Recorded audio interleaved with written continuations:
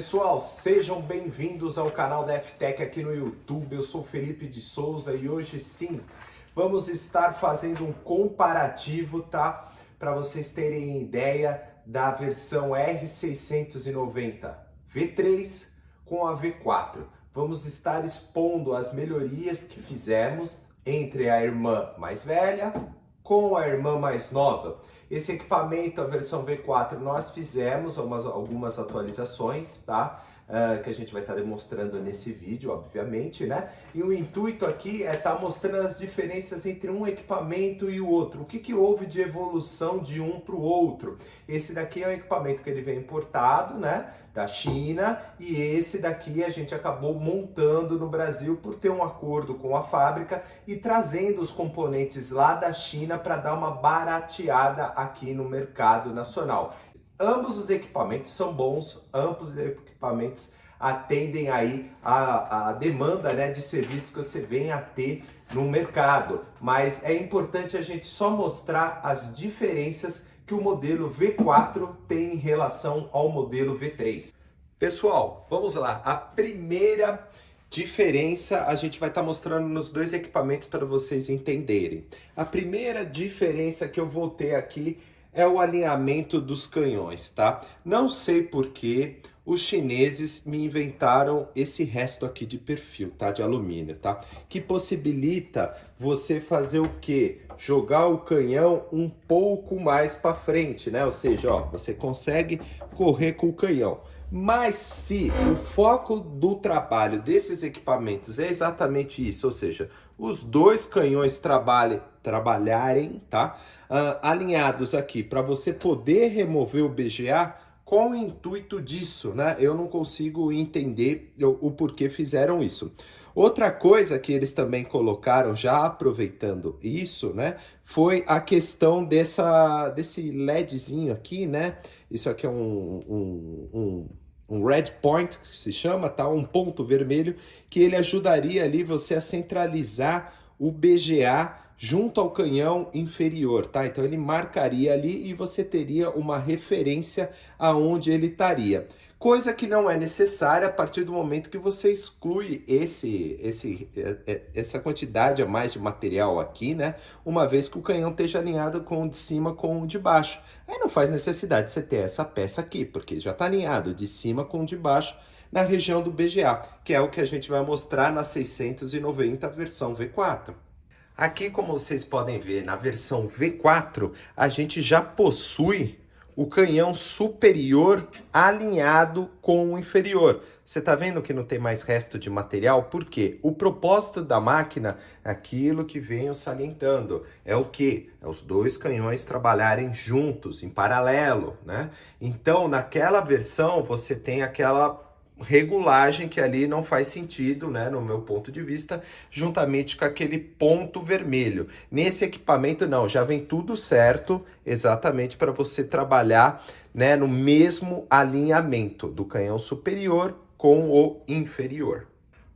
Bom, pessoal, nesse modelo V3 aqui, você vai ter uma área de trabalho das resistências, tá? Na medida de 34 centímetros com 21 de profundidade. Potência dessas resistências de infravermelho vai dar 2.400 watts, tá? Já na versão V4, vindo para cá, o que a gente vai ter de diferença? Primeiro, a área de trabalho que pula de 39, tá? Para 26. Outro detalhe, potência sobe para 3.300 watts. O que acaba mudando é que no modelo da V3, essa resistência e essa são praticamente iguais, tá? São da mesma potência, só que um pouco menor. Aqui no centro dão 1.200 watts só. Contrapartida aqui, a gente tem uma de 450, com uma de 450 já dá 900. 600 mais 600, 1.200. Então aqui, só aqui já temos 2.100 watts, tá? Mais 1.200 de cada 600 de cada lateral, somando 1.200, você acaba tendo 3.300 watts. Só lembrando que em ambos os equipamentos, essa resistência e essa é optativa o funcionamento. Via de regra, são sempre as 4 do centro.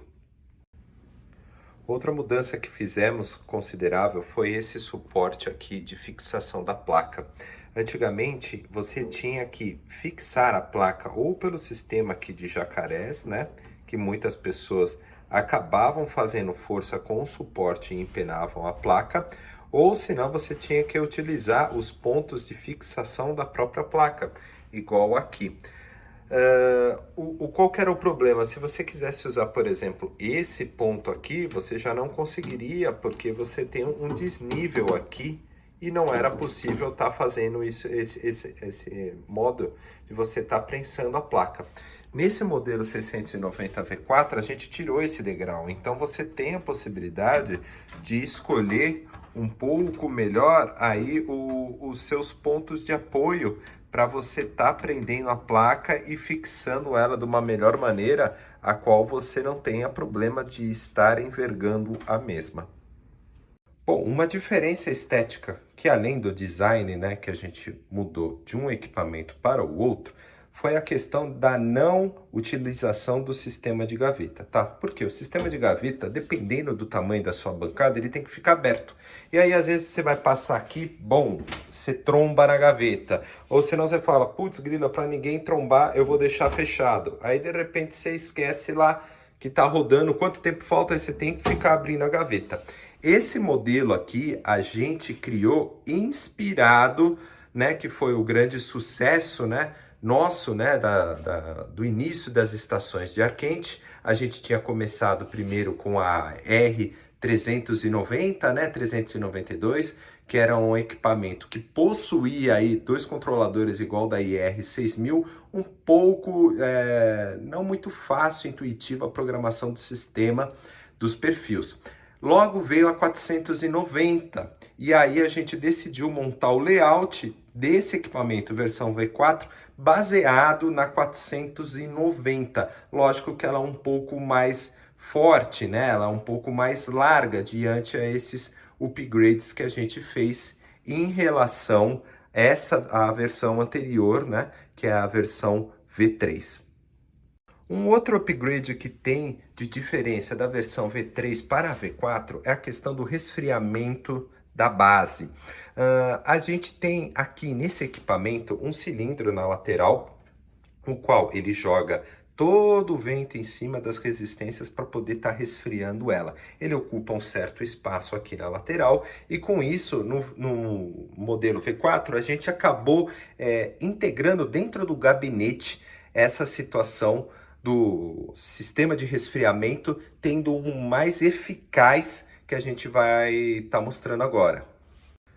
Bom, pessoal, isso daqui é a parte de dentro da máquina para vocês entenderem. Aqui dentro você vai ter 3 coolers de 12 volts com uma amperagem um pouco mais elevada do que os coolers 80 por 80 12 volts, tá?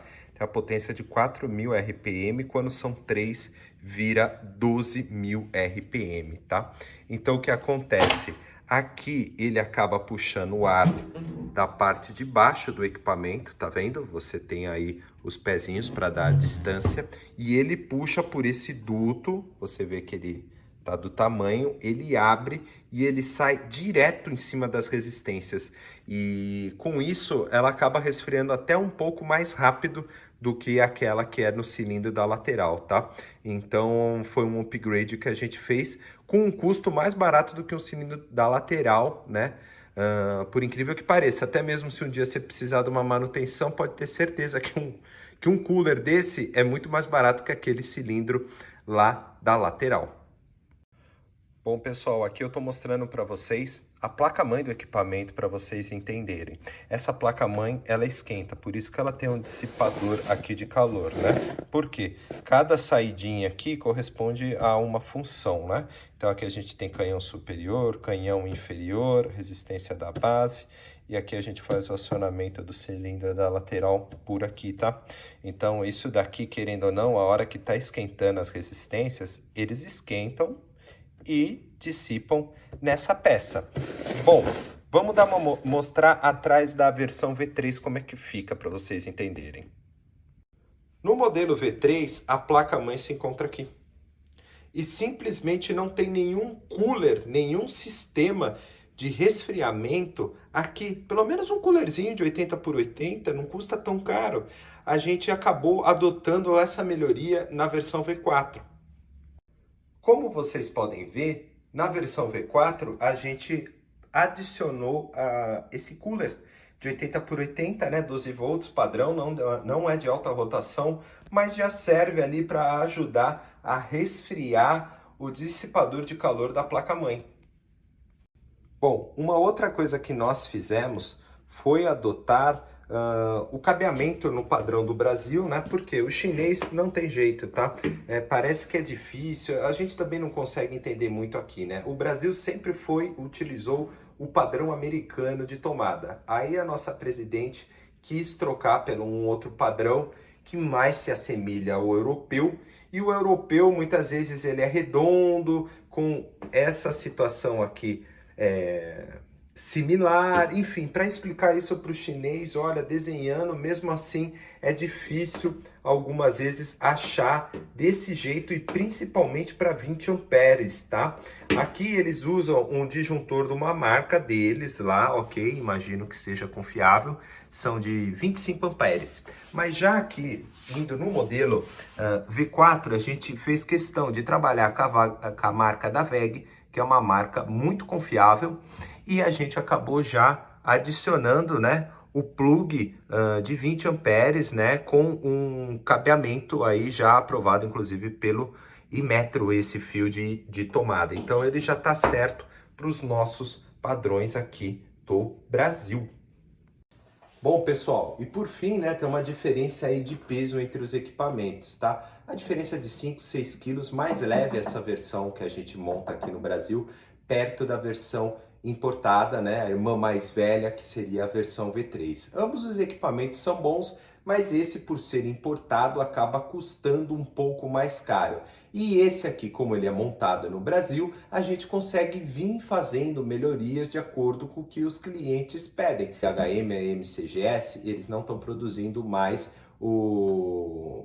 a IHM em si com o sistema Windows, que é igual que está nessa máquina aqui por ser um pouco mais antiga. Agora eles só estão disponibilizando com Linux. Então a gente teve que compilar todo o nosso software. Continua o mesmo layout, mas assim, mudou. Por isso que a gente perdeu um tempo junto à fábrica até traduzir tudo de novo, compilar, testa, funciona, vai. Bom, enfim, deu tudo certo. Aí a gente pôde startar a produção dos equipamentos, porque a gente estava sem saber por causa do software, né? O software não dava para comprar mais a IHM nesse modelo. Então, gente, basicamente são todas essas as diferenças. Os dois equipamentos são legais, são bons, mas assim, eu ainda recomendo a versão V4 por ser mais atualizada, mais potente, tá de acordo aí as questões de cabeamento, disjuntor, ter mais potência, enfim, a possibilidade no futuro de a gente estar fazendo mais upgrades de acordo com a demanda dos clientes. A ideia minha no início de produzir elas no Brasil por causa da pandemia, por causa do preço do dólar e o preço que o chinês elevou lá os equipamentos. Então, como a gente conseguiu esse acordo junto ao exportador de mandarem as peças, a gente falou, não, vamos cuidar dos gabinetes, das coisas que a gente consegue comprar no Brasil, a gente faz aqui, coloca os componentes dentro, testa, calibra, tudo direitinho e dá a mesma garantia para os clientes, tá? Então, gente, ufa!